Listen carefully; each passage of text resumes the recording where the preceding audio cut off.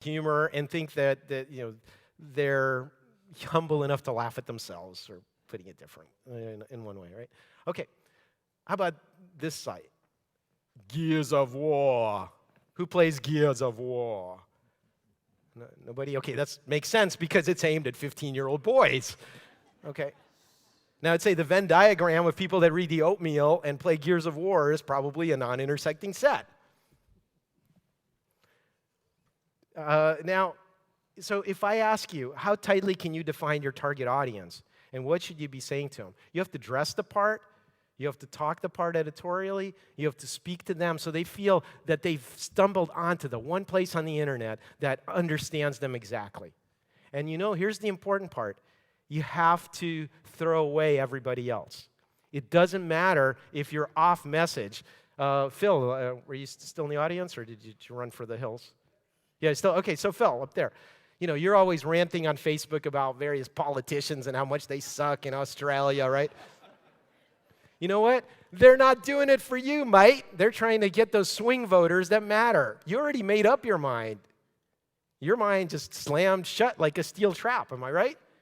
You're not deciding anything. So in elections, those ads that annoy the crap out of all of us are because they're trying to sway the very few that are still undecided. And they have to be on message for them. And it doesn't matter if they're off message for you. It may not resonate for you at all. In fact, it may be revolting.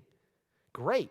So look the part, communicate your values with editorial tone, and also don't worry about alienating outsiders.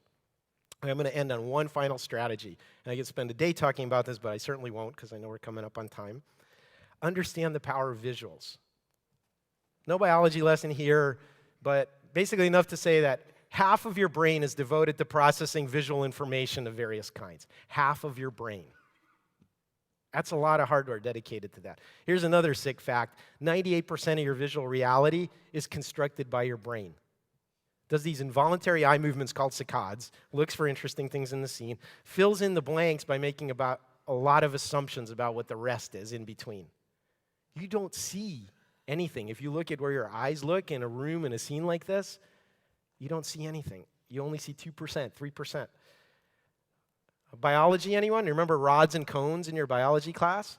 So we have two types of vision. One of them is our fine vision. So take a look stick your thumb out, arm's length like this. Go ahead. Look at your thumbnail. If you're doing that, you probably have only that in focus. Everything else is out of focus because we only have 2 degrees of visual acuity in our visual field and a very expensive eyeball that gets to move around if we want detail. So yeah, look at berries. Is this going to kill me? Is it poisonous? They can take our time doing that.